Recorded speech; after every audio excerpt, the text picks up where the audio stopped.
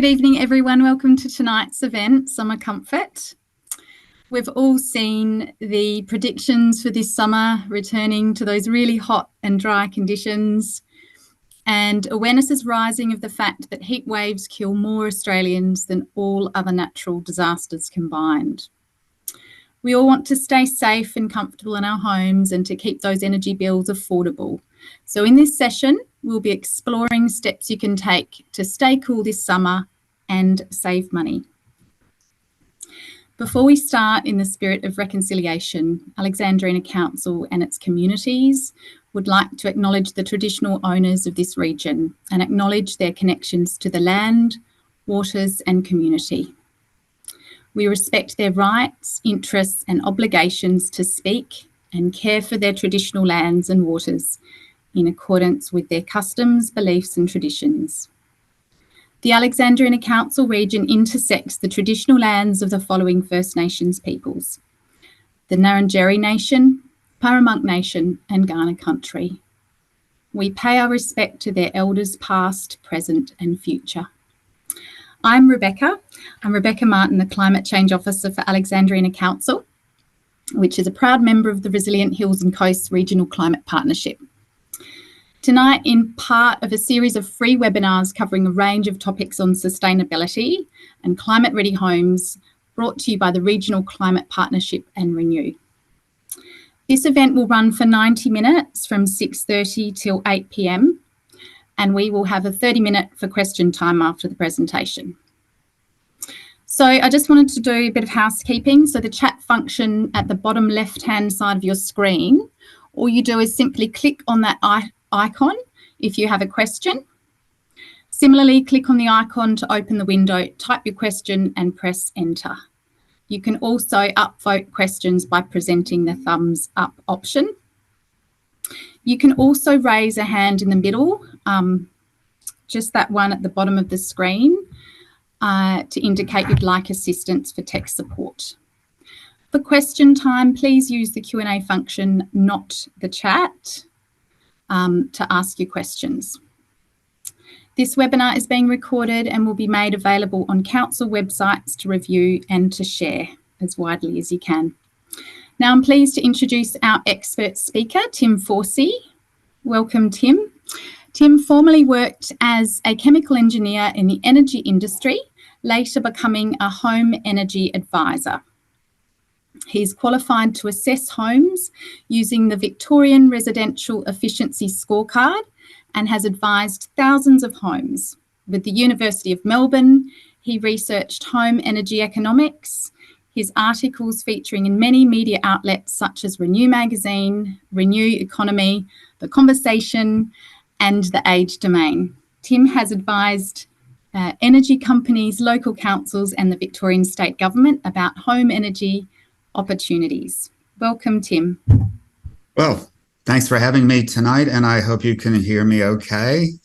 Thanks for having me, and I'm glad to be here, also helping out Renew.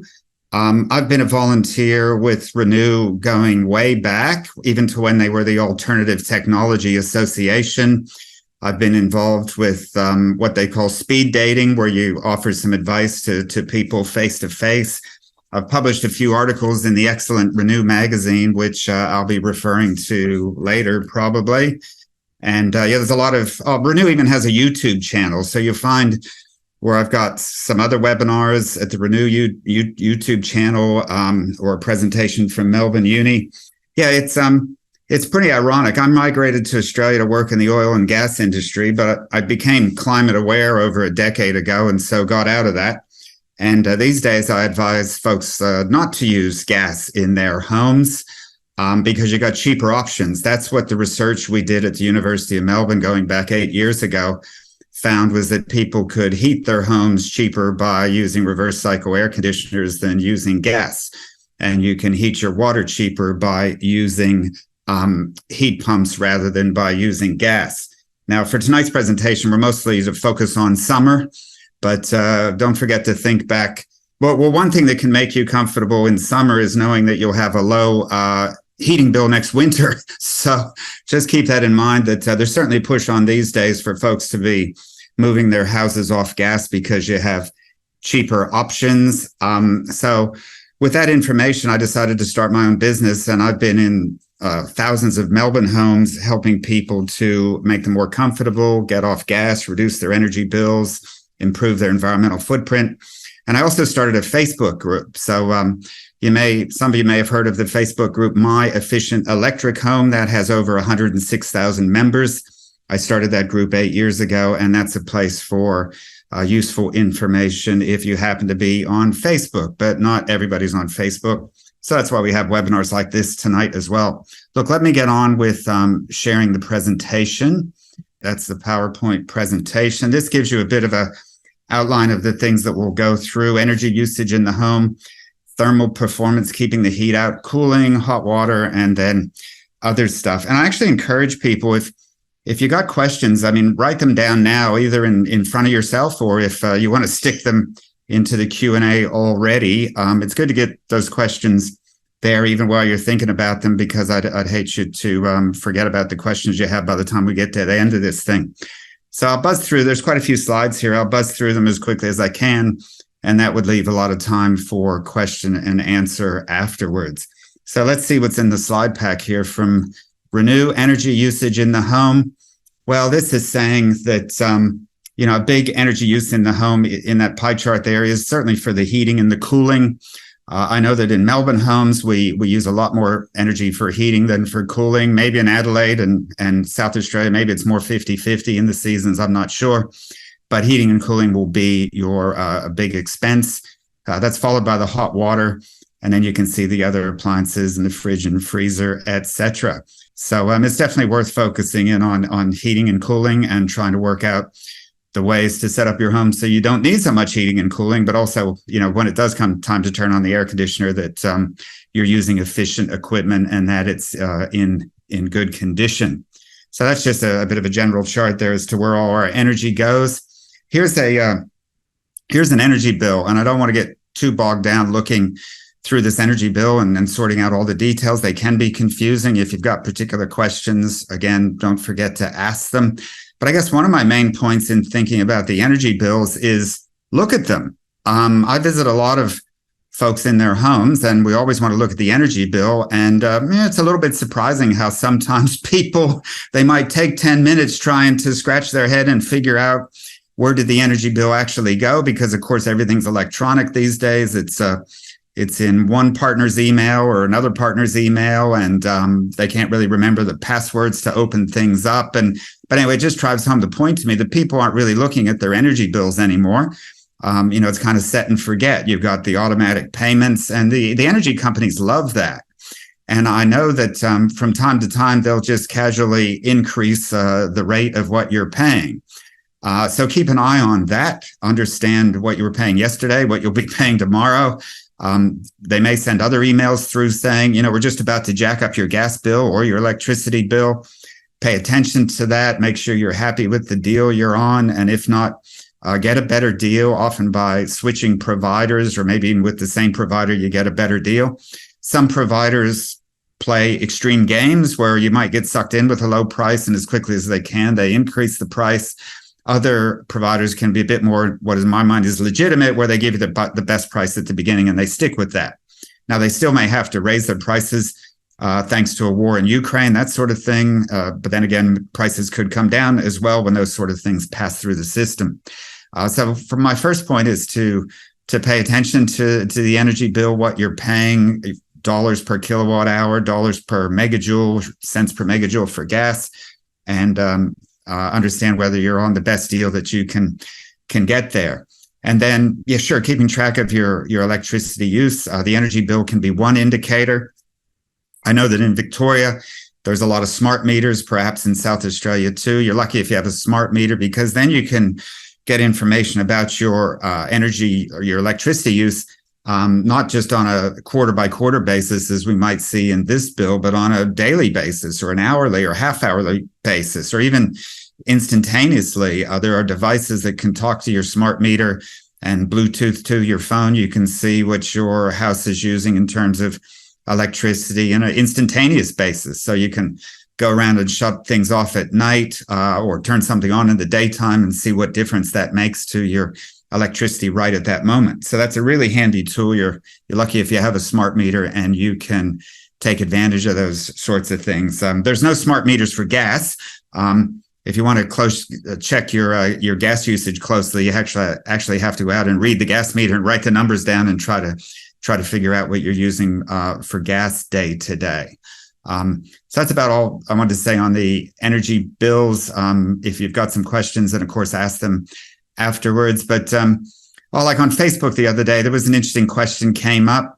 A person was concerned they were only getting paid a feed-in tariff for their solar of 1 cent per kilowatt hour.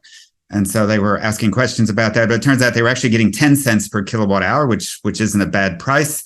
But they had misread the bill. It said $0.1, and they had interpreted that to mean 1 cent when in reality it was 10 cents. So every little number here, they can be tricky to understand, but it's worth getting some advice if you can to make sure you do understand what it's telling you, and then you're set for life in terms of understanding the energy bills and making sure you're not paying too much.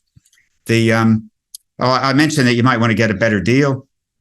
And here's one government website. This is a federal government website, Energy Made Easy, where you can go in and do bill comparisons. Sometimes people don't actually find these comparison sites to be that easy.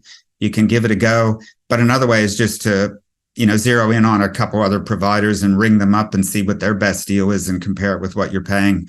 And then you'll know for sure if you're getting something better. But at least these sort of comparison websites might give you some leads as who you could call.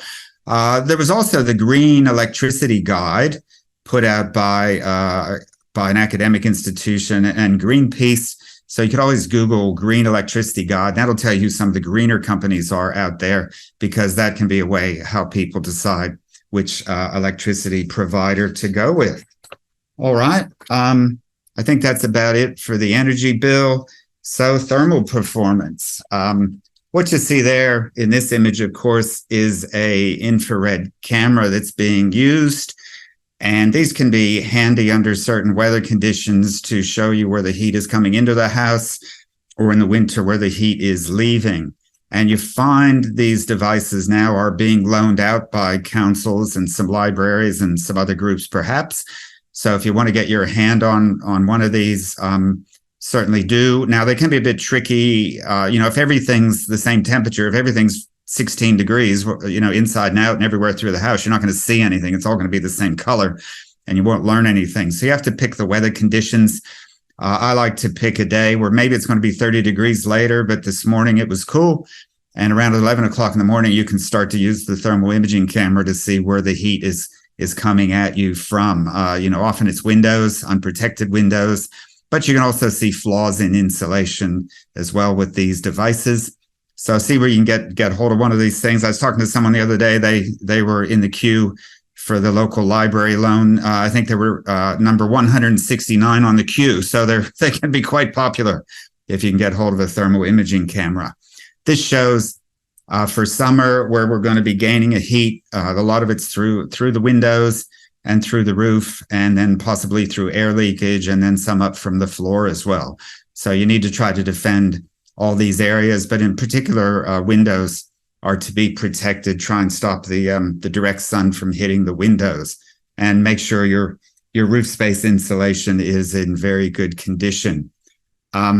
This slide shows the difference as you go from a poor performing house to a really good one. So I've heard that for Melbourne, the average home is about 3 stars, but there's also 2, 1, and 0-star homes out there as well. But this shows you an average 3-star home using a certain amount of energy measured in kilowatt hours per year.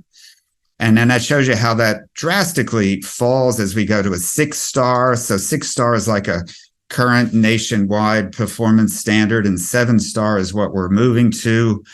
And you can see the significant improvements there, even from 6-star to 7-star. And you can keep going, to 8, 9, 10 stars, or even to the European passive house standard. I don't know that that's really justified. It'd be great if every home was at least 7-star. 7-star will mean double glazed windows and insulated everywhere, and the glass not being enormous. that would get you to 7-star just like that. We're not talking about rocket science. It's just insulate everything, including the floor, double glazed windows throughout, and not enormous glass would get you to the 7-star. And you can see the remarkable reduction in energy use used for heating and cooling, going from a 3-star house to a 7-star. I mean, it's huge. It's dramatic. I mean, a lot of people who've only ever experienced 1 or 2 or 3-star homes just don't even think it could be possible.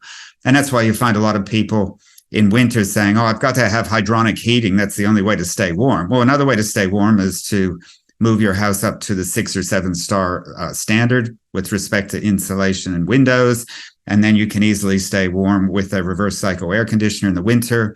And same thing in summer. It's not going to cost you so much to be comfortable in the summer with a reverse cycle air conditioner. Again, if your house is 7-star. And so that's what that's showing you there. That dramatic improvement is possible and doesn't have to be rocket science. We can talk about how we retrofit homes even to get to these higher standards.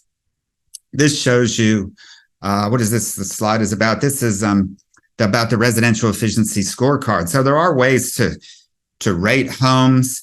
On the previous slide, we saw 6 or 7 stars. That's using the National Home Energy Rating Scheme known as NatHERS, which looks at the thermal envelope of the home, the insulation in the windows. There's another assessment tool known as the Residential Efficiency Scorecard. And there are people in South Australia who, similar to me, have been trained up with these tools, and they could assess your home using these tools. So I've been involved for a long time with the Victorian government in the development of this residential efficiency scorecard, and it's now available in South Australia as well. What it involves is an assessor coming along, looking at most everything, having a chat with the householder as to the ways, the most effective ways to make improvements. And then they use a computer tool where they can measure all the rooms, all the windows, which way are they pointing, are they double glazed or not, how much insulation is in the roof, what sort of equipment do you use to heat and cool the place, what star rating, do you have solar panels, do you have a swimming pool? And with all that, they can give you a 2-page computer output, which will give you a star rating, and will also list possible improvement opportunities. But it really does come down to the skill and experience of the assessor to actually be able to give you the best feedback and information as to how it can be improved. But this lets you know that there are tools that exist. They're all kind of based on the underlying CSIRO calculations that do all the calculations with the heat loss in the winter or the heat gain in the summer, and then are able to turn that into actual dollars and into star ratings as to what you're likely to spend. I was in a home today. They haven't had a scorecard done, but I was surprised. So it was a new homeowner. It wasn't a new home, but a person new to it had bought it, been in there a couple of months. Surprisingly, the home already had all double glazed windows retrofit, had pretty good roof space insulation, had wall insulation, didn't have any underfloor insulation. And the heating and cooling would be done with reverse cycle air conditioners. And it wasn't too drafty. There was some draft proofing to be done. So that house already probably rates about 6 or 7 stars with the scorecard, but with the changes that could be made there, underfloor insulation, some draft proofing, some other things we would have talked about. Getting the home off gas onto heat pump hot water could easily make that home a 10-star home on the scorecard. And so if they ever go to sell that home, if they made these improvements and they go to sell the home and it rates 10 stars, well, that would be a pretty nice thing to get the report and hand that over to the real estate agent, and they could use that as a bit of a selling point. So this is a tool that exists. That's what the output can look like from the scorecard with a star rating, and then different scales for how much the heating or cooling or lighting is costing you. And also it does give some idea about how comfortable the home would be in summer or winter without having to turn the heater or the air conditioner on. All right, insulation. So this is key. And look, a really important thing to do is if you've got a roof space, to look up in there. I've been in a lot of homes where the householder had never really had a serious look in the roof space. okay, not everybody's comfortable climbing up onto a ladder. And once they did look in there, maybe they're not sure what they're going to be looking at anyway. So you could get a professional to assess it as well. But what we're looking for is a continuous and thick layer of insulation across the whole roof space. Now, it's quite horrifying what we've done to homes over the years, particularly with the downlights. So in the old days, we had those halogen downlights. We loved those little sparkly things on the ceiling. But anywhere there was a halogen downlight, there wouldn't be any insulation because the halogen downlights could burn your house down. And they kept the insulation well away. And those lights were even ventilated. So you'd had air leaking up into the roof space and dirty air coming back at you from the roof space through those halogen lights. And then we replaced a lot of the halogen lights and put in LED bulbs, which used less electricity, but no one fixed the insulation and you still had the air leakiness. So if you have the opportunity, certainly you don't want any halogen downlights. Get a sealed type of LED that's rated such that you can put insulation right over the top of it, and a sealed one that doesn't leak any air. So that's often top priority and step one in the whole home upgrade business is to make sure you have the lights right. I mean, sometimes we have too many lights, and so you might decide to get rid of some of those downlights and get the plasterer in. That can be a very good solution to plug up the holes in the ceiling. And then you want to go up into the roof space or have a professional go up in there and make sure the insulation is completely perfect. No gaps at all. This chart here says that 5% gaps can reduce the performance of the whole deal by like 25%, or 10% gaps can, you basically have half as much insulation up there as you thought because of all the gaps. It's kind of like, if you've got gaps in your insulation, it's kind of like going to bed on a cold night and you've got a nice doona, but, you leave your leg hanging out. Well, you're not going to be very comfortable and you're not going to sleep very well if the doona only is covering, part of your body. And that's exactly the same with the roof space insulation. So this can be about the best bang for buck, getting those lights sorted out, not having any more holes through your ceiling than you need. If you can get out of the ducted gas heating situation and heat with an air conditioner, then a lot of times people have gas heating ducted through the ceiling. Maybe that can be eliminated. The plasterer can come in. If you're going to get reverse cycle air conditioners, then maybe you don't need the evaporative cooling anymore. And the more that we can seal up our ceilings would be excellent, because then we can insulate very well. And this is important. But wall insulation, floor insulation, they're also important and useful. You could get quotes for people that can do some retrofits in some cases in your area. I know there's a couple crowds in Melbourne that can blow insulation into walls. I'd love to have floor insulation in our old weatherboard here in Sandringham, Victoria, but we're so close to the sand that I'm still digging, trying to make room to get some floor insulation down there. That's probably the biggest flaw that our house has, is the lack of floor insulation. And we feel it in the winter. The floors are colder than they need to be. And on a hot day, if it's 35, getting toward 40 degrees outside, the floors actually get hot as well. So insulation would be excellent. I wish I had some. Wall insulation, floor insulation. It's, these things have been, required even for the 6-star home standard. So for the, at least the last decade, it's kind of been a required thing that you have floor insulation, and wall insulation goes back further than that. If your home doesn't have these things, you got to ask yourself, do you want to bring your home up to a more modern standard? These are not bizarre, weird things to do anymore. They're quite standard. And you would notice the comfort improvement. So that's kind of insulation. Like I said, the thermal imaging camera can be a way to show you holes that you have through your roof space insulation. And sometimes if you know what you're doing with the camera, you can see what's happening with the walls as well.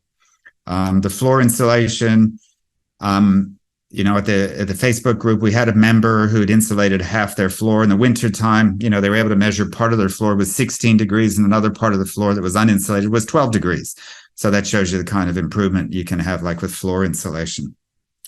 All right, probably next. This is just the warning that, don't crawl around in your roof space on your own unless you know what you're doing. Electrocution, for example, can be a hazard that people don't really expect. So make sure you know what you're doing if you're going to venture up in there. Read the safety information. It continues. Okay. If this is being recorded, people can freeze frame those things and get more detail on those links, I think. Windows can, once you get your insulation right, then was usually, particularly the roof space insulation can be done at not huge expense, and it's well worth it. And then that leaves the windows. Particularly in summer, we're going to have a lot of heat coming through our windows, because we've not got good protection, blinds in the inside and awnings or eaves or something outside as well to stop the sun coming in. So those are pretty critical to stop the sun coming in, and even the reflected heat. And again, this is something you can see with a thermal imaging camera. You might go outside and you say, well, that window doesn't have any direct sun hitting it because we've got a good set of eaves. But what you'll notice is your wooden deck is 70 degrees. And so, it's like having the sun on the ground reflecting heat back up at the windows. And it can be coming from all directions, or off of a steel roof, or you're next to a neighbor's wall. Maybe you have south-facing windows and you think you're okay, but the neighbor's right there and they've got a north-facing brick wall, which then just sucks up all the heat and radiates that right back to the windows. So heat comes at you from all different directions, and it's really useful to be able to cover up the windows outside with some sturdy awnings or shades of some sort that can help to stop the sun from coming in and heating up the place. There's a note down the bottom there about renters, and let me just see what's coming in the presentation here. But here's a handy thing for renters and non-renters. It's called RenShade. And if we were to turn the camera around here, you'd even see that I've got it in our windows there. So this is up on a second story, and those windows are well protected by eaves, but I know that heat, on the hottest day, heat's just going to be coming from everywhere. And I don't even have an air conditioner in this upper floor office. And so I'd like to try and get by without having an air conditioner here. I've got a ceiling fan running, but I wouldn't be able to do that if I didn't have the RenShade. So what is this product? RenShade. You can find it online. It's perforated aluminum on paper. So it goes on the inside of the window, not the outside, because it wouldn't stand up to the rain. It'd be destroyed. So you just put some Velcro double-sided stickies on the window, cut this to comes in a roll, cut it to the right shape, and stick it up there. And oh my gosh, it works to stop the heat. It still lets some light through, often enough light. And often our windows are too big and we've got too much sun in the summertime anyway coming in. And the idea with the perforations also is that you can actually see through it. So from a distance, that window over there, looking through the RenShade, I can recognize the human being coming through the back gate because you can actually see through the perforations. So check it out. There's some good pictures and videos online, but this can be a definite lifesaver, particularly for renters. This is something renters can do. You can put those stickies on the window and you can scrape off the glue later if you're leaving. But also, like if you're in an upper story and, there's no way you're going to be able to affix a awning outside or to create an eave or something, this will do the job. It's better than having blinds inside. It's good to have blinds as well. So this would stop the heat right at the glass. And then if you got some blinds inside as well, that's just double protection would be very helpful. So if any people have questions more about protecting the windows, let's talk about that when I'm done talking. What do we have here? This is just a graph again. If this is being recorded, you can come back and study this in more detail. It's talking about the heat that you get coming through a square meter of glazing. And so right down the bottom, we have unprotected single glazing with a lot of heat coming in, where, up around 800. Whereas if you could protect it, you might be down around 200. So you've cut the amount of heat coming into the window by a factor of 4, which is enormous. And it can be all the difference between running an air conditioner a lot or running it not much at all. External shading. I was in a home today that the householder had only been in there for a couple of months, and they were wondering if their eaves were going to be good enough on the north. And they probably will be, but I suggested to the homeowner, just run out there, tomorrow on the next sunny day at around noon and just see where the sun is. And they'd probably find those windows are pretty well protected because starting now and into February, the sun is very high in the sky. And even some relatively short eaves will do some good on the north side. But east and west, you really need awnings and things that you can pull down and protect the windows, because the sun rises in the east and it's going to hit those windows in the morning, and then the sun goes down in the west and it will hit the western windows. So eaves and things don't do so much good on east and west, but they're absolutely critical for north, and they may work better than you expect. But go out and have a look at where the shadows are falling. And if you're designing new, of course, there's lots of resources available for how to get the design for eaves and things like. I'll just mention this reference here: the Bible, Your Home, yourhome.gov.au, put together by the government and Renew. And there's a good section in here about passive shading for new builds, and they also probably discuss some retrofit stuff. And in Renew magazine, you'll often find that Renew has published a buying guide. This one happens to be the hot water buying guide, but there's an insulation buying guide, and there's a summer shading buying guide, and there's a interior window treatments buying guide, and there's an air conditioning buying guide. So anything you want, there'll be information and a lot of good articles about getting the most out of all that stuff. I kind of say, like, a certain extent, Renew is a bit like Choice magazine for this kind of thing. And there's a lot of other good information in the magazine as well. But certainly check out the buying guides. A lot of them are actually available for free online that you can search for if you Google Renew buying guides.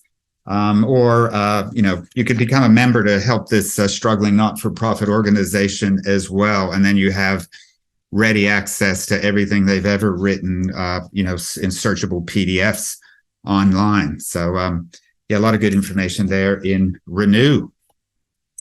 What else do we have? Yeah, that's more of the external shading and the angles, which are quite fun to look at. I mean, one of the flaws with a lot of Australian homes is we've got window glass right down to the ground. I'm not sure why.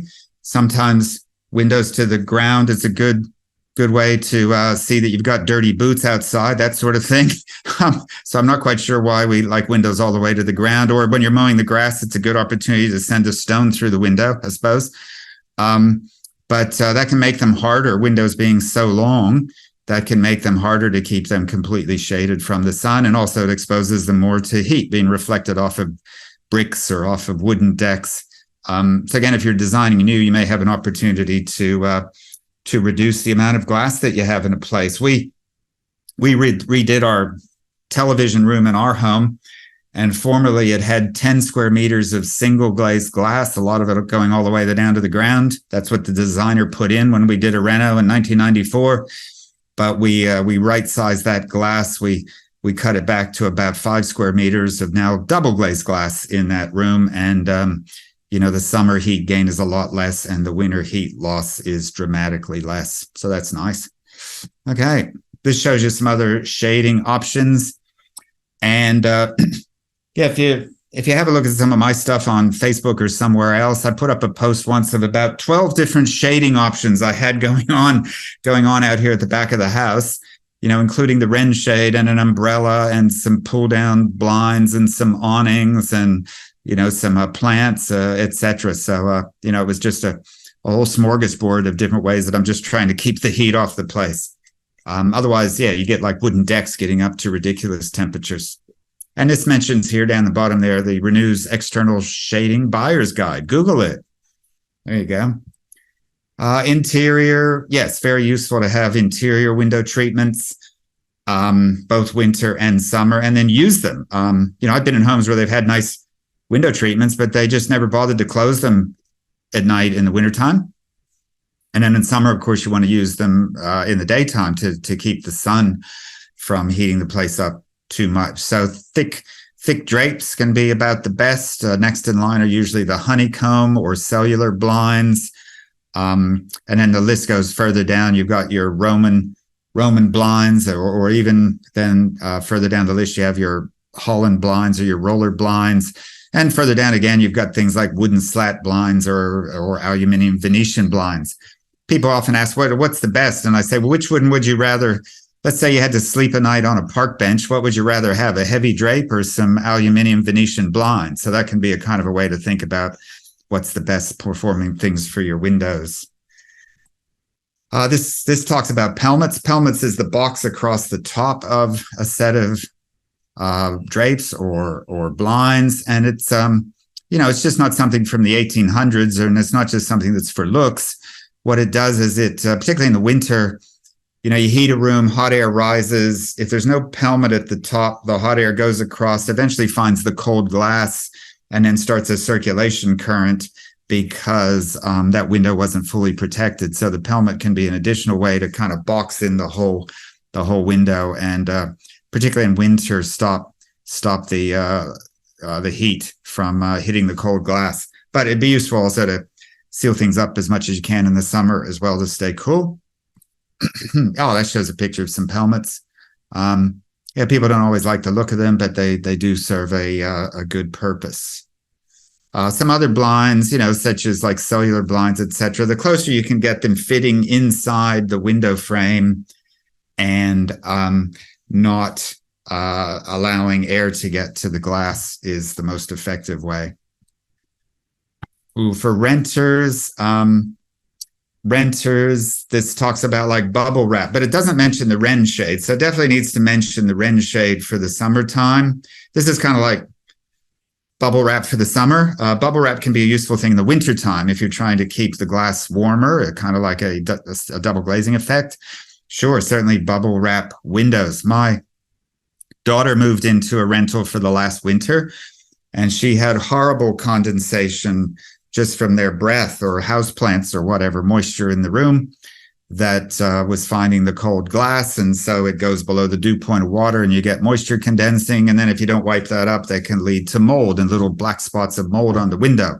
So I helped her to bubble wrap the windows in my grandson's room for the winter to just make it warmer. And it works. I mean, the Australian climates are not that severe. I mean, my accent's from North America, and they'd probably laugh at bubble wrapping if you've got like minus 20 degrees outside. But if it's only going to be, 2 degrees outside, well, bubble wrapping can be very effective.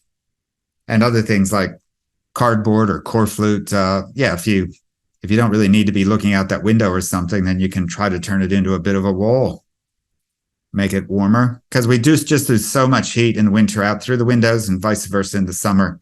Improving windows is something to focus on. That shows the bubble wrap. Looks like a pretty good job. I mean, it can be pretty easy. If you just get a squirt bottle full of water, you just wet the window and just stick it up there and it sticks. So you don't even need tape or anything.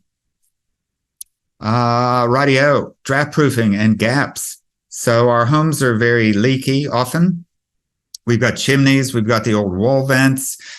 Like I said, we have all that ductwork coming through the ceiling and those leaky downlights and windows that can be leaky and big gaps under doors. So the more you can seal those things up, the better in terms of keeping your heat in the winter time and, not having 40-degree air blow into the house in the summertime. So, check out the Renew Draft Proofing Buyer's Guide. So it's in a magazine on my floor here somewhere, but Renew's got an excellent draft proofing buyer's guide and takes you through a lot of the ways to seal things up. There's a website, Green It Yourself, shows different ways to do DIY draft proofing. Or the website EcoMaster has a lot of videos about ways to do draft proofing. Some of it can be DIY, or you may be able to pay a handy person or a professional draft proofer to do the draft proofing. But this asks the question about whether you can go too far with the draft proofing. And what I normally say to people is, you may have the old wall vents on the wall. They were there for feeding oxygen, like to a wood fire. In the old days, they used to burn wood, all winter long for heating, and fires need oxygen. So rather than just having a window open all the time, they decided to cut holes through the wall. And so that's what those wall vents were for. And then we switched over to gas heating, but then some people were killed by dodgy gas heaters. And so then the government decided, well, it'd probably be a good idea if we kept cutting holes through the wall and maximize the air leakage. So that continued. but these days you don't see wall vents in new homes. But before you do go around sealing things up, make sure that you're not going to get killed by a dodgy gas heater, or even a wood burner could be introducing carbon monoxide and other contaminants into your home. It's better if we don't burn anything around our homes anymore. We don't have to. The cheapest way to heat a home can be with a reverse cycle air conditioner. So you can stop the burning stuff. And in that situation, you can more confidently seal up the home. But then again, you still have to be concerned about moisture, because as I mentioned before, like the condensation on the windows from our breath, as we breathe out moisture, we need to get that out of the house. Now, you could try to get rid of it by having your house being very leaky, but a more sophisticated modern thing to do is to open a window. So the philosophy we have is to minimize the uncontrolled air leakage, but then you have to get into managed ventilation, which is opening windows from time to time, and perhaps even monitoring how much moisture you have in a home. For like $20, you can get a small humidity sensor, and that can tell you a bit about what the humidity is in a room and whether it's in a good spot or not. I published an article, Moisture Management. So if you Google my name and moisture management, you'll find that article. And I reference a very good article as well that appeared in Renew magazine about condensation management. So the two articles together cover the whole area, I think, so that you can confidently draft-proof your house, but then also manage the moisture and make sure that doesn't get out of control and you end up with mold issues, for example. One thing that can be very important to stop doing is stop hanging laundry around the house to dry in the winter with windows closed. That can give you a lot of extra moisture into the home, which you don't want, particularly after you've draft-proofed. So what should you do? These days, very efficient heat pump condensing clothes dryers exist, 7 to 10 stars, and that can be a way to dry your clothes. Heat pump condensing clothes dryers condense all the moisture into a little bin that you put down the drain. So you don't release moisture into the house, you send it down the drain. Let's see what else we got here. Yeah, this just talks about whether you can go too far with the sealing up the house. So it's just a caveat there. Make sure that you manage the ventilation by opening up the windows and don't put a heap of contaminants into the space. All right, gee, I'm getting a bit exhausted here. This is a long prezzo. I'll skip past this slide, I think, a bit. Here's the cooling. Yep. Air conditioners. There's filters in these things. Make sure you keep these filters clean. That can be a DIY thing to do. Keep the filters clean. In those, people ask me, how often should you clean the filters? And I say, well, however often they get dirty. So it involves opening that plastic flap. You'll see the filters. If you haven't looked at them for a while, they could be filthy. They can be removed gently and they can be cleaned and then put back. Or you could think about having a professional clean if you felt that the, maybe cooking grease or something else has made the air conditioner dirty.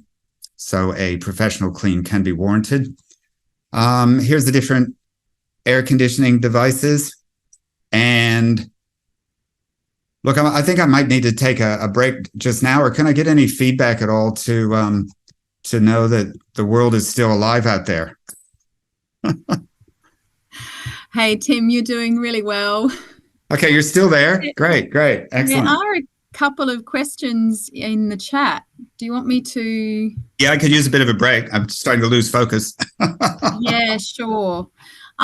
So one of the questions in the chat was about installation. So, insulation in the ceiling. So when someone's installing new insulation, does it go over the old, or do you remove the old? Yeah, usually it goes over the old. There are people that can, take the old stuff out if you want. Some people, are concerned that there have been rats and possums and all sorts of stuff going on up there. It doesn't bother me that much. You don't live in your roof space. Even the old stuff will provide some insulating value, so you can go right over the top. But it can be critical to, try not to have holes chopped through your ceiling. So yeah, if you got a lot of downlights that have that ventilation ring, which allows filth to rain down on you from your roof space, well, then I could see why some people get nervous about what's in their roof space.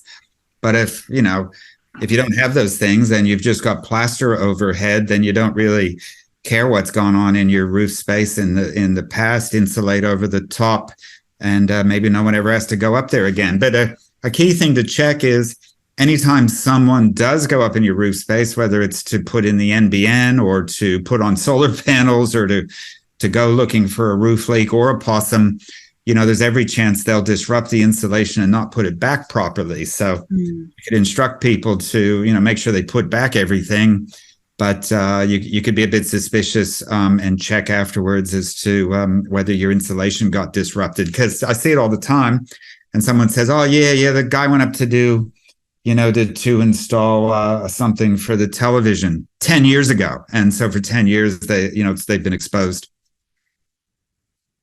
Yeah, I had that issue recently, actually, with an electrician going up into my roof, and they were just, tossed. These pieces of insulation were just tossed aside.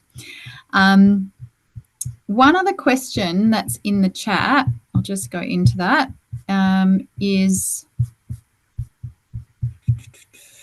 don't know whether you can say, it says, it's from Michael Johnson. He's saying, "Hi, I'm currently looking for secondhand outdoor blinds for my west-facing windows. Is it worth looking for wide blinds that will cover the entire western brick wall?" It looked like that's what you were doing in your photo, hanging the shade cloth from your gutter. So that wasn't me hanging something, but yeah, some people do shade walls. Insulation works. So ideally you insulate the wall and then it really won't matter that much.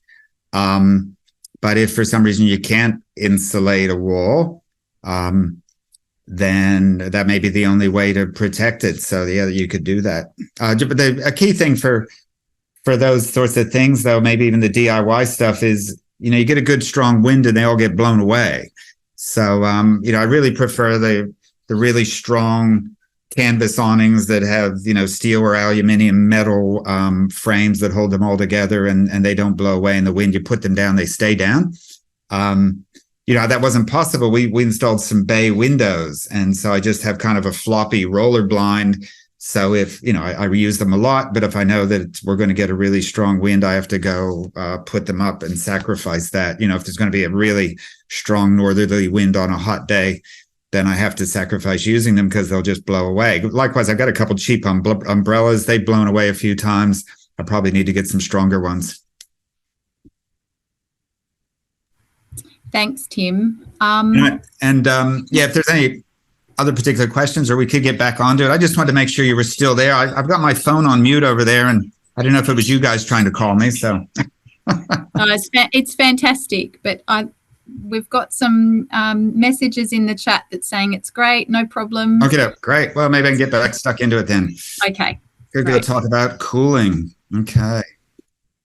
We see a number of different cooling devices here. Of course, if you can get by with the one on the right there, just the fans. And normally that's what I do in this room. We've got a ceiling fan, and I really like the pedestal fans that just blow in your face because that gives you the cooling right where you want it, right in your face.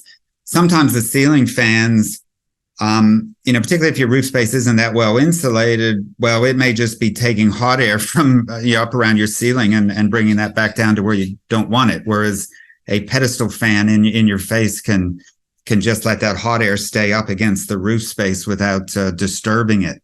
And likewise, maybe it won't be bouncing air off of hot windows. So you can just try and cool you rather than stirring air up through the entire room.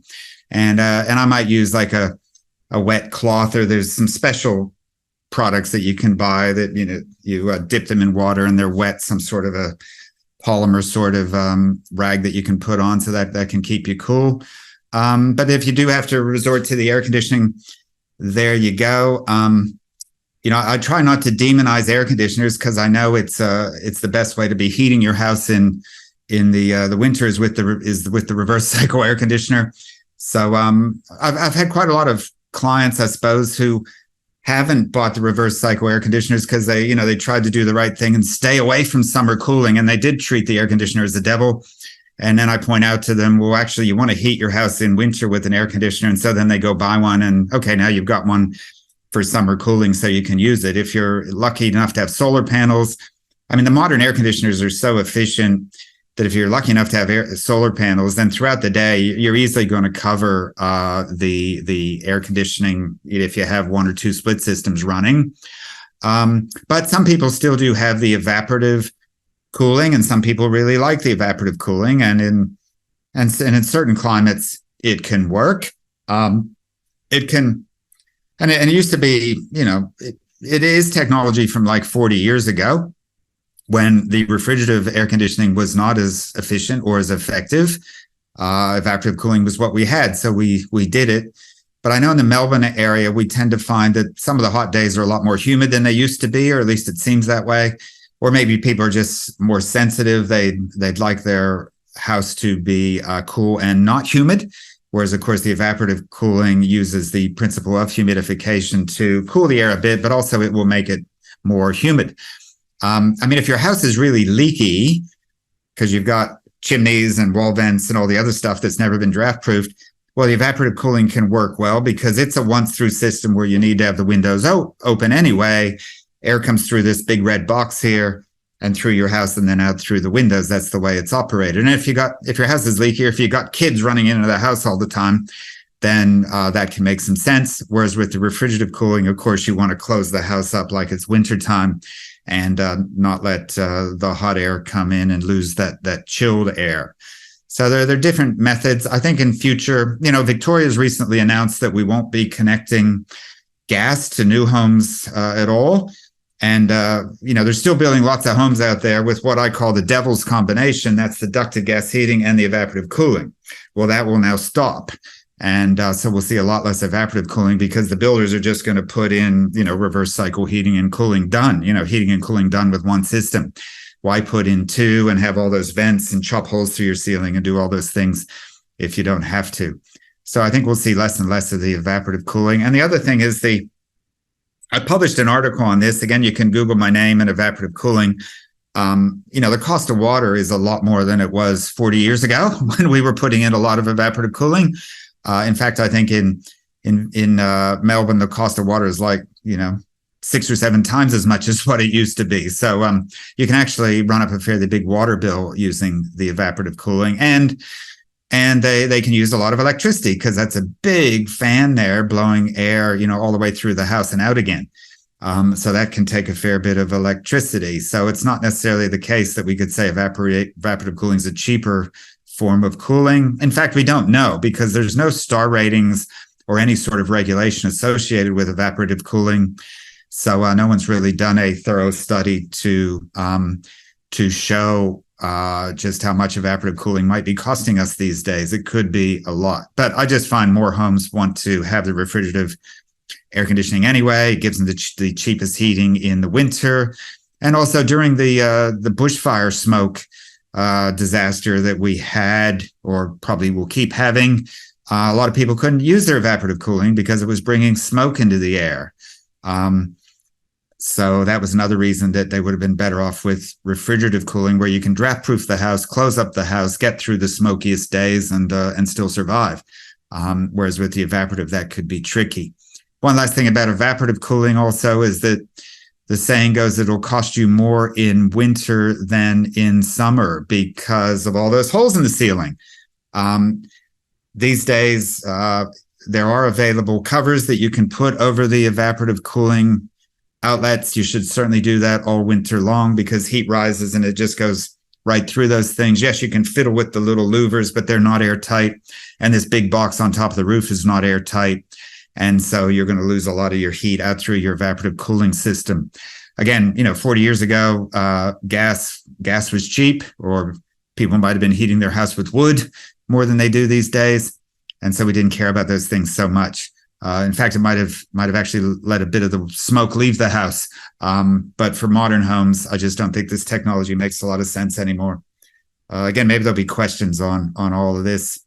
But certainly with the reverse cycle air conditioners, check your filter. Portable, there's an evaporative, or there's a refrigerative type. Now, these refrigerative type of portable air conditioners are quite inefficient, not just because the machinery itself is fairly inefficient, but they're known as single pipe portable refrigerative air conditioners. This is the one on the right here. And what it does is you stick a pipe out the window and a lot of hot air goes out the window. But it really ought to have two pipes, one bringing air in and one having air leave. And then you're starting to simulate something that's pretty much like a normal air conditioner. But if you only have the one pipe, which is what you normally have, when you're blowing hot air out of the house, you got to stop and ask yourself a question. Hang on, if I'm blowing air out of the house, that means somewhere else air is coming into the house.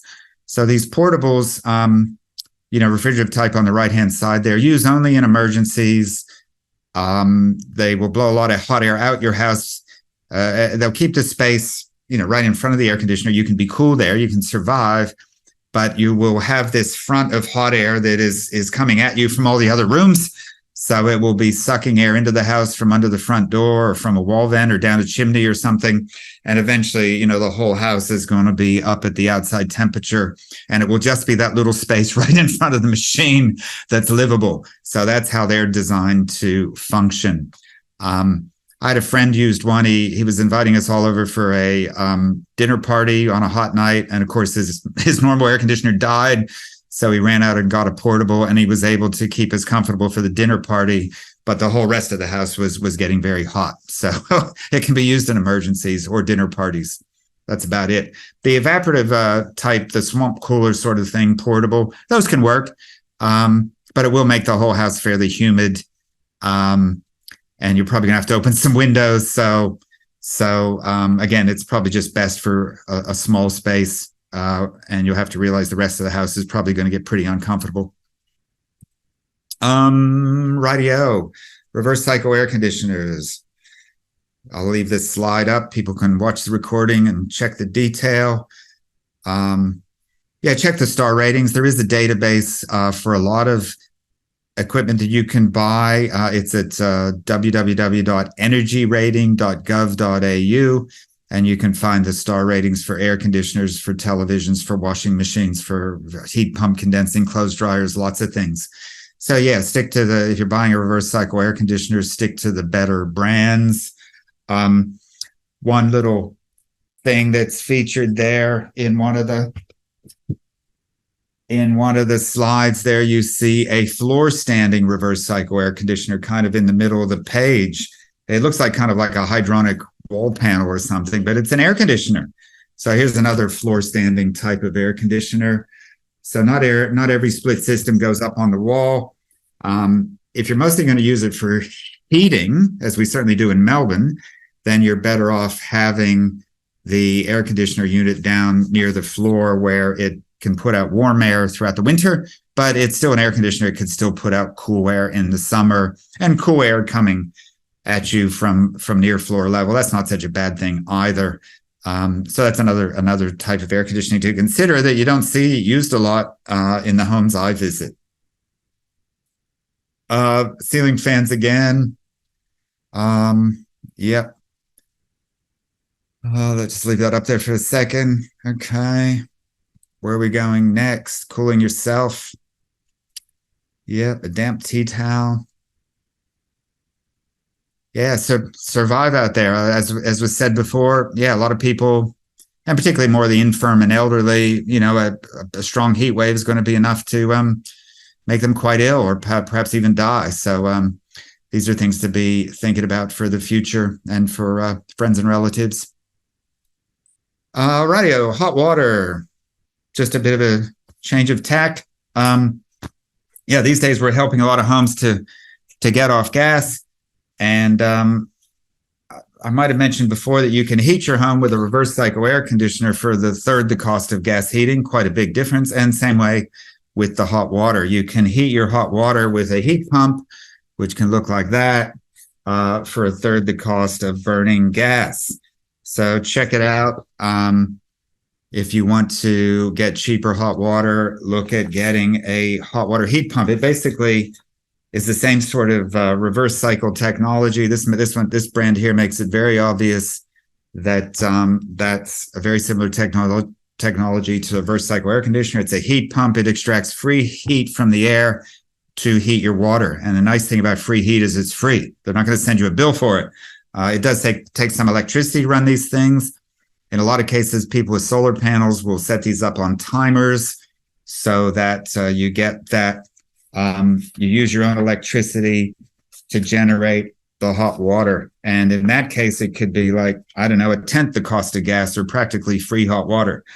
There are government renewable energy credits and other rebates and incentives available to help people to get the hot water heat pumps and to get off gas. I think Victoria is doing this a bit more aggressively than the South Australian government.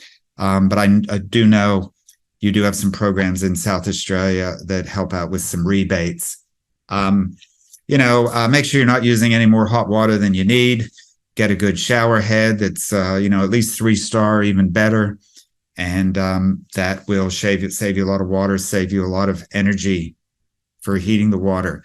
This shows a heat pump versus gas in terms of dollars, right? So again, I said a third the cost. That's kind of what this is showing, and even less if you can do the heat pump off your own electricity from your solar panels. Is definitely the way to go.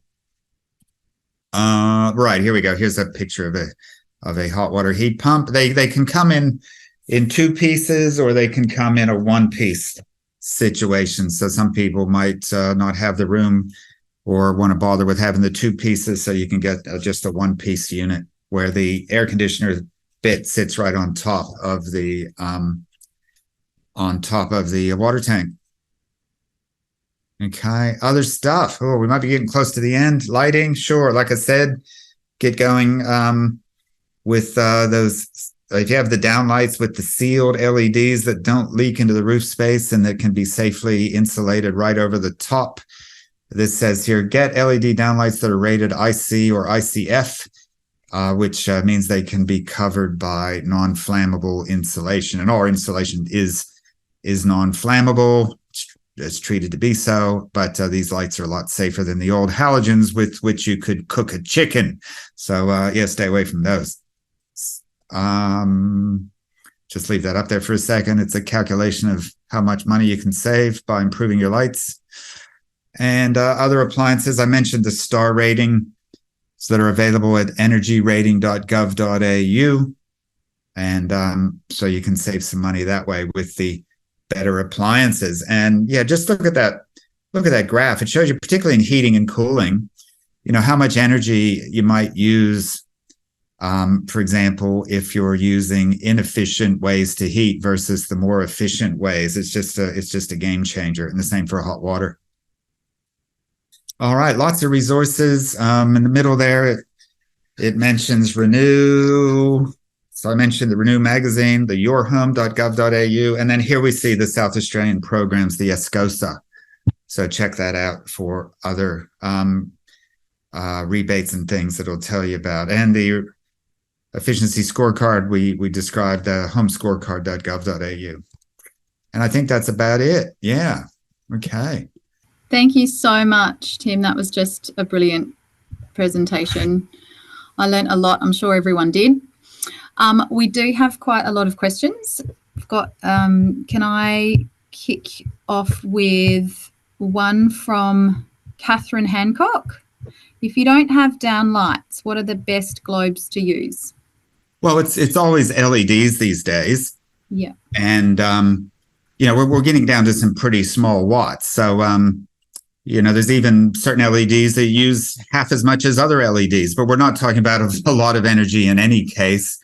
But everything is pretty much LEDs these days. You shouldn't really consider other stuff. And just what's on the market with respect to the LEDs is amazing because there's so much they can do with them. I mean, an LED is a little tiny yellow chip, and you can do so many things with them. For example, I thought I would get a couple downlights in a room, but they were going to be really hard to install. So we just went with an oyster light. So it's just a white plastic, light round that goes up against the ceiling there. And the really funky bit there is if you turn the switch on once, it's on high. If you turn the switch on twice, it's on medium. If you turn the switch on 3 times, it's on low. So it's got a built-in dimmer switch. So I didn't have to buy a dimmer switch or install a dimmer switch. It's actually in the light. So you can communicate with the light just by, the number of times you turn the switch on, which is pretty cool, I thought. So there's just so much available. Like, one thing I caution people against is skylights. I don't like skylights very much. They can get destroyed in hailstorms, or they can just leak anyway. And they let a lot of heat in the summer. And so people were sometimes crawling up on roofs and putting shade cloth over their skylights, or even putting, you can do this. You can put the Wren shade over the skylight inside. A lot of people are doing things to try to negate the skylights, which some architect thought, would be a good idea to have a skylight. But do we really need them? These days, they have just LED light panels that look like a lot of skylights. I've walked into homes and I'm like, is that a skylight or is that just an LED light panel? It turns out it's an LED light panel. Sometimes you can tell it's an LED light panel, particularly if you visit the home at night and it's still on. Then that means it's not a skylight. It's an LED light panel. But, it doesn't give you, some people like the natural light and, the dimming and brightening that you get as the clouds move over and everything gives you more of an idea you might be outside. And so that's the value of the skylights. They really haven't come up with anything cheap that mimics that. But if you have just a really basic skylight that's just kind of like this white glary thing, you might consider whether you need it or replace it with an LED light panel. And certainly if you're building something new, or if you've got an architect who's put a skylight like in a wardrobe or in a toilet, forget it. You don't need that. Just look at what's available on the LED light market. It's really quite sexy what's out there these days. Thank you, Tim. Another question from Rodney. Can you comment on air conditioning AC combined with MHVR HRVs regarding efficiency? So HRV, heat recovery ventilation. Heat recovery ventilation. So, there was a crowd opened up a new showroom over here in Brighton, and they've got some really fancy equipment that does, air conditioning, heating and cooling, but also it can bring in fresh air and expel stale air, and use, heat recovery, heat exchanger things so that it does that efficiently. And it can have some filters on there, which is great. It might take out pollens and other allergens and things. And so, it can be very pricey, but something to consider if you're building new, if you do want to go to the expense of heat recovery ventilation. You should definitely look at it. For building new, whether it's combined with your air conditioning system or whether it's separate. I guess generally I suggest to folks to avoid ducted heating and cooling systems. If you can get by with not ducted heating and cooling systems, and on my little Dakin book here, I call it not ducted because there's a ducted book as well. And the not ducted are your split systems of one type or another. Now there's the split systems that go up on the wall, and we talked about the ones that sit near the floor, but you can also hide them in ceiling cassettes, or you can hide them in bulkheads. So all those are systems that don't involve ducts, because once you start contemplating ducts running through the house, we don't do ducts very well in Australia. We tend to put the ducts outside of the thermal envelope of the home, and they're not that well insulated, so they can in summer pick up a lot of heat. What's the point of running air conditioning ducts through a viciously hot roof space, which is what we do with just that much insulation on the ducts. So you've lost, half of the cooling before the air even gets into the room. So they can be a lot less efficient that way. And this end can be the reverse for heating, although not quite as bad in the wintertime. So if you can avoid ducts, do so. There is an hour of me talking about heating and cooling alone at the Renew YouTube channel. If you Google my name, Heat Pumps Part 2, that talks about heating and cooling. So avoid the ducts if you can. Now, a heat recovery ventilation system, those can be ducted, but those ducts are often a lot smaller. And if the house is being done properly, they can put those within the thermal envelope of the home, which means they're within the insulation. And so those ducts are protected. And the ducts for ventilation can be just small as opposed to the bigger heating ducts. We're in an old weatherboard here. I'd love to have heat recovery ventilation. It means that I would get fresher filtered air and I wouldn't have to run around and open and close windows so often. So if I was a bit lazy, well, then that would be very useful and I'd get better quality air being filtered, etc. Those systems don't necessarily come with filtration right up to the HEPA filter level, HEPA. That's the very fine filters that you need for taking out the most damaging fine PM 2.5 particles that you might get from your neighbor's barbecue or from a diesel truck going by or from the bushfires. So if you're looking at any sort of ventilation systems, look very carefully at of the level of filtration. It might not go as far as you thought.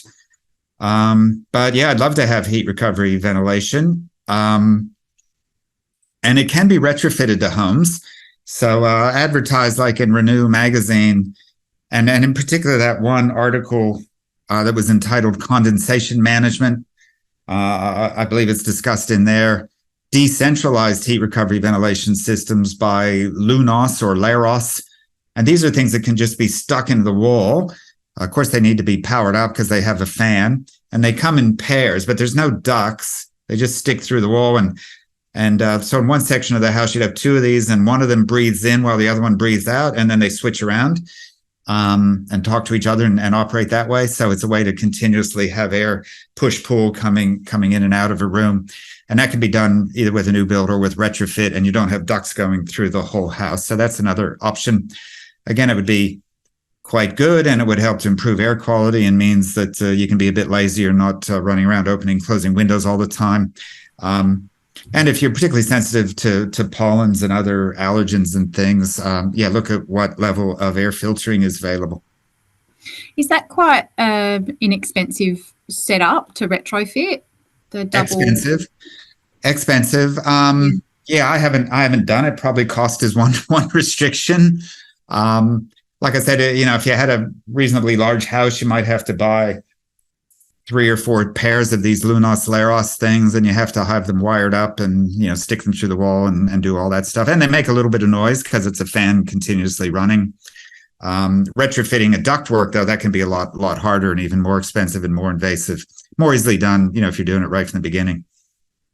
And certainly, that passive house standard from Europe, and there are people that have built a passive house in Australia, they would invariably have full-time heat recovery ventilation because they're basically living within 2 plastic bags. And there you wouldn't want to have to rely on opening windows all the time to make it livable. And the whole point of the passive house is meant to be super efficient. So opening windows, boom, you've just left, a lot of heat leave in the wintertime, which actually doesn't have to be that costly. If you're heating a house in Australia with a efficient reverse cycle air conditioner, we spend less than $150 a year to heat this whole old weatherboard.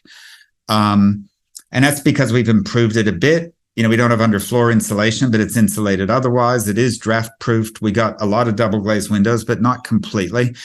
$150 a year. But if the home were 3 times worse, when you saw that different star rating graph, if the homes were 3 times worse, then we wouldn't be $150, it'd be $450. And then if we were using gas heating, which was 3 times the cost, well, now we're talking about, $1,500, $2,000 a year. So that's how you can spend $2,000 a year or more on heating. But if you improve the house by a factor of 3 and then get onto a heating source that's a third the cost, you can open the windows from time to time. It's not going to cost you a lot of money. Thanks, Tim. That's great. Something else to think about. So another question is, I have a flat roof. Is insulation as efficient here? Well, there's only so much you'll get in there. And so the question is, what do you have today? And there's where thermal imaging might be useful. And if there's any downlights coming through that thing, well, you can pretty much assume there's a big missing patch of insulation there where the downlights are. Sometimes when I bring out the thermal imaging camera and it's a flat roof, I tell people it's like, maybe it's like going to the doctor and you get a CAT scan. The news you're going to get might not be good.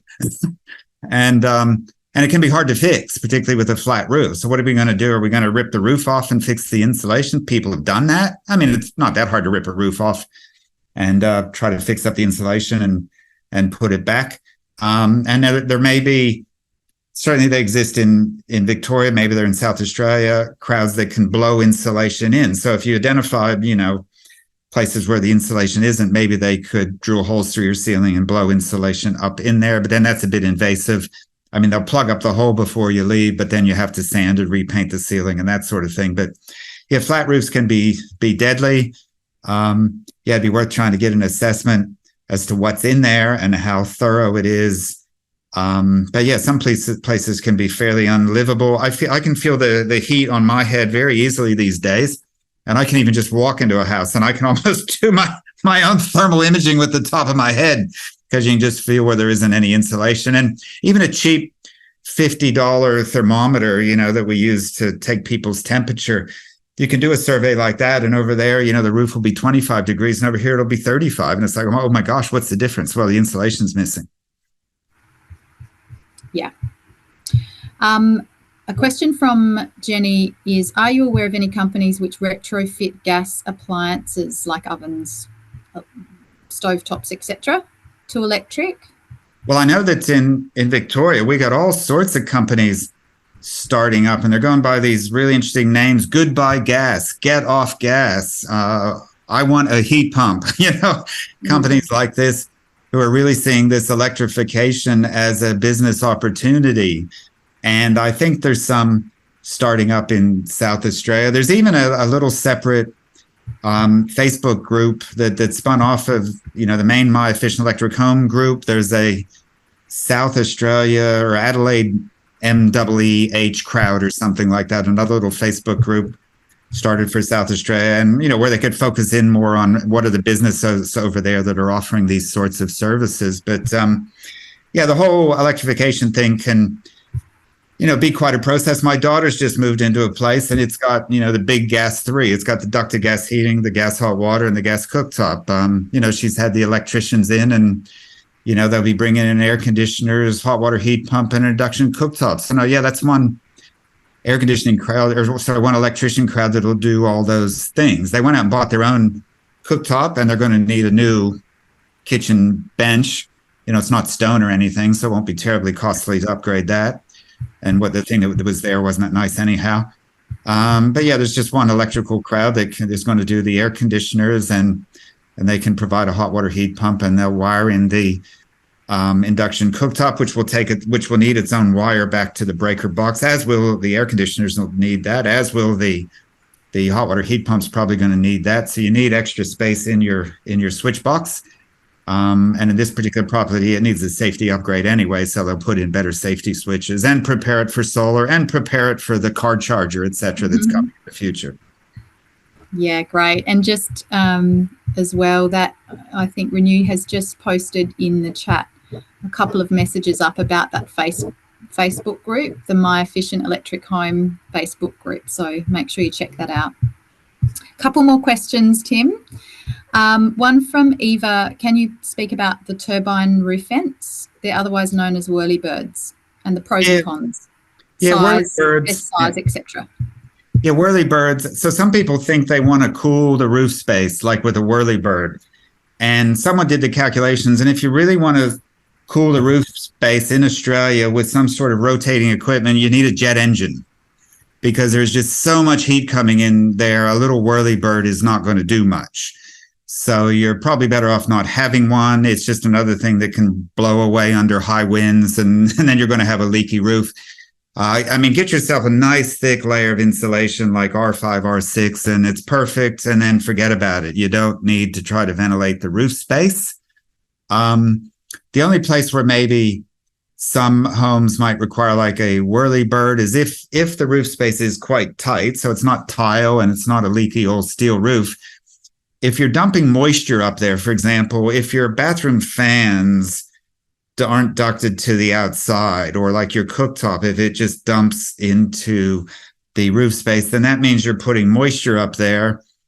And in our old leaky steel roof here, that's just going to, we do that because that's the way the house was designed. I'm not too worried about it. I've never seen any mold or excessive moisture up there, even on like a cold winter night or morning or something. The place up there is just leaky enough. It just leaks away. But if you had a concern for moisture buildup, then that could be a reason to have a whirly bird like right over top a bathroom fan or something, to get that moisture out of there. But you're not doing it for summer heat reasons. You're doing it for moisture management reasons. Great. Thanks, Tim. One from Gillian. If you have ducted air conditioning, is there any DIY way of telling if your duct work is robust? Oh, yeah, good one. And not leaking air into the roof space? Yeah, good one. Good one. Yeah. Sorry, I didn't quite answer, finish that question. She's actually saying if it's robust and not leaking cooled or hot air into the roof space.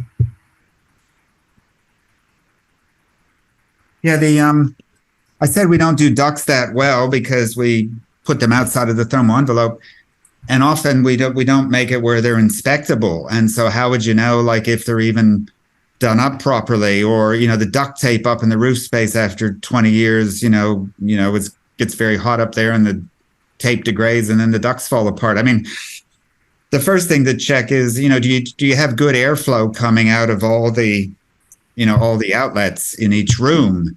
Like if 6 rooms, you got a good airflow, in 1 room you don't. Well, that's a bit of a giveaway that something's wrong, whether the duct has come apart or it's been crushed or something's happened.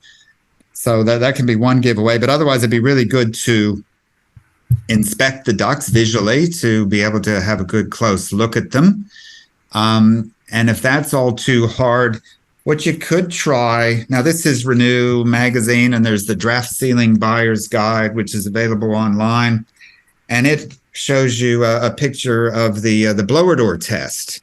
So what you could have done, you'd have to pay for this, but rather than DIY or anything, but you could have a blower door test done, and that tests the whole house for leakiness, but it also tests the ducts because that's all part of the house.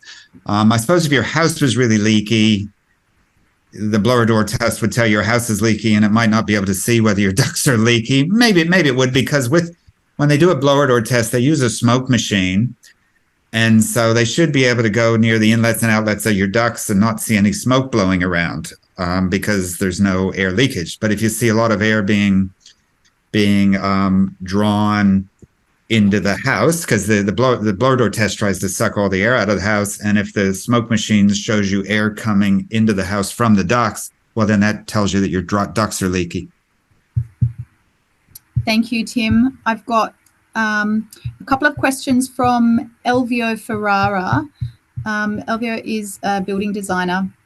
She's designed houses in Climate Zone 6 in Adelaide Hills with foam insulation under the heat-absorbing concrete slabs on the northern side. While there's no research or information about this, I suggest that it works. It is used in Northern Europe. What are your thoughts about this? No, it's probably... So I trained as a chemical engineer, and so that's probably above my pay grade trying to figure that one out.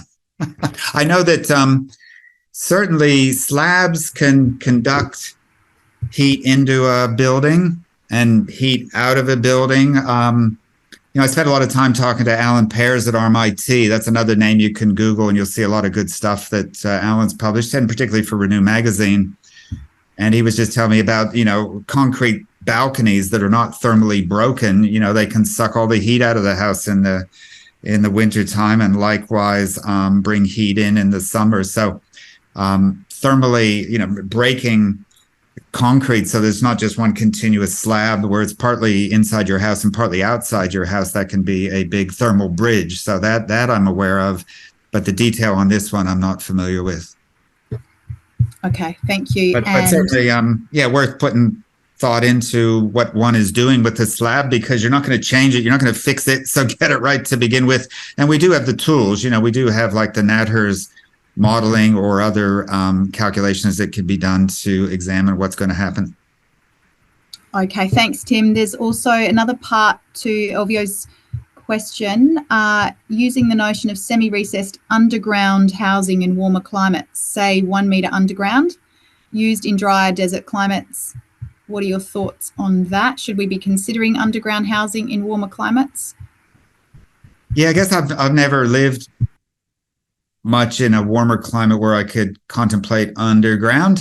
So yeah, not an area I'm familiar with. But I probably, if you search back through Renew and Sanctuary magazines, it's a huge database. The partner magazine is Sanctuary Magazine from Renew, and there they talk more about the new home designs and the retrofits, and chances are there'll be a partly underground home or two described in all that. And Elvio's last question kind of speaks to planting on the western side of dwellings to give shade. Landscaping makes a difference, and it does make a difference. So I think that was just a comment rather than a question. Absolutely. That can be critical. And on the east as well. I mean, a lot of people focus on the west because by the late afternoon, they've had a problem all day. And by the late afternoon, they're really frustrated with it. But the problem actually started in the morning if the east is not protected. So it can be just as important to protect the east. I mean, that will keep your house cooler longer. So don't blame the west for everything. The east can be just as bad. It's so true. The west gets a lot of flack. Yeah, just because they're the last one to the party. Yeah, exactly. They're the last ones, but they haven't necessarily done all the damage. Thank you so much, Tim. It's been a pleasure to have you tonight. And thanks, everyone, for your questions and your participation. There looks like there's one more question that's just come in. Oh, do you mind just answering one more question, Tim? Oh, sure. I'm got nowhere else to go. With ducted air conditioning, is it possible and worth insulating your whole roof space in order to make this more efficient? For example, the actual roof and not just above the ceiling. Yeah, it can be fairly common these days. Well, at least, often there's different membranes you can put under the roof. And that's a whole long discussion as to what's the best membrane to put under the roof. And whether those that feature aluminium are good ones, but the ones that feature aluminium certainly keep some heat out of the roof space. And I was saying you didn't have to worry about cooling your roof space, and it's certainly going to be ineffective to try and do it with one whirlybird anyway, or even two. With this situation where you have ducts in the roof space, that can be a reason to want to protect your roof space. And so some sort of heat reflective membrane under the roof would do that. And also what's been quite popular in Victoria, I think, whether it's really a fantastic thing or not, I'm not sure, but that's the so-called anti-con blanket. So it's a combination of a layer of bulk insulation, fiberglass or whatever, with the reflective aluminium. Anti-con refers to anti-condensation, and certainly that will provide a fair bit of insulation right up at the roof level. Now, you're still going to want to do R5 or R6 at the ceiling level, but you could credit, some other treatment you've done at the roof level to protecting those ducts. I guess I don't advise a lot on that topic because mostly I'm dealing with existing homes rather than homes that are putting new roofs on, for example. But avoid ducts if you can. Maybe the whole thing. It's worth spending a little bit more about ducts. Avoid ducts if you can. I described some of the energy penalties there, but also central heating, cooling. It kind of envisions that we're using the whole house all the time, and I'm not sure that's how we really use our houses these days. Like if you've got central heating, cooling coming into like a bedroom or like a home office, you got to pretty much leave the door open. Because as you're putting heated or cooled air into a room, that air has to leave the room and get back to the central return, which is going to be in a central hallway or someplace. So you have to have a big gap cut underneath the door, or put some sort of a vent in the door, or leave the door cracked open, which can make it difficult if it's a home office and you're Zooming on the phone or something, or if you've got a small child and you really want that door to be closed. You're better off with an individual reverse cycle air conditioner in those sorts of rooms, where each room can, have its own climate dialed right up, and you don't need to leave the door open. So really think through how you use your home and if it is going to be this one open grand palace or not, or really, if it is going to be a number of different zones where you're going to want to close the doors. In that case, the ducting system doesn't really work. Thank you, Tim. The questions keep coming. We've got another two while you were explaining that last one. So from Jenny, if it's not too late, what's your opinion on the roof paint, which is anti-glare? Well, we should be doing everything we can to cool the planet. And the lighter color, everything we can have, helps to reflect some of the heat back out to space to help to cool the planet. That goes by the technical term albedo. And also it, keeps the whole neighborhood cooler. So I think that like some of the Western Sydney councils tried to declare that there won't be any more of those black roofs. And then I think that got overturned again. But look at Greece, Santorini, where they whitewash everything. There's a reason for that. I mean, these people know what they're doing. They've lived there for a while. For some reason, we've come to Australia and decided we should all have black roofs. I'm not sure why. I mean, and black walls and black aluminium window frames. I mean, I've measured window frames that are at like 63 degrees in a child's bedroom, facing the sun. And it's, monument color. Everybody loves monument for some reason. It's a bit of a fad. The lighter color the roof, the better. But then again, you're going to cover it with solar panels anyhow, which will help. And that was the last question. Do solar panels serve as cooling the roof? They certainly do. And, I've even with the thermal imaging camera, for a roof that's not that well insulated, you can see where the solar panels are from inside the house. Yeah. Because they're reflecting the heat away in the summertime. Bonus. I mean, that's one thing you can do with a flat roof, maybe. If there's nothing else you can do, put solar panels on it. Well, Tim, that was absolutely fantastic. You can go and have a nice long drink of water.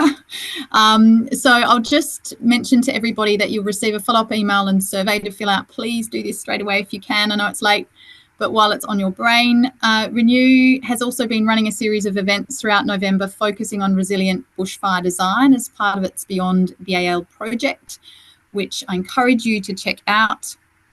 And thanks again, Tim. I think you've already disappeared, but thank you so much to Tim Forcey, who was our speaker tonight.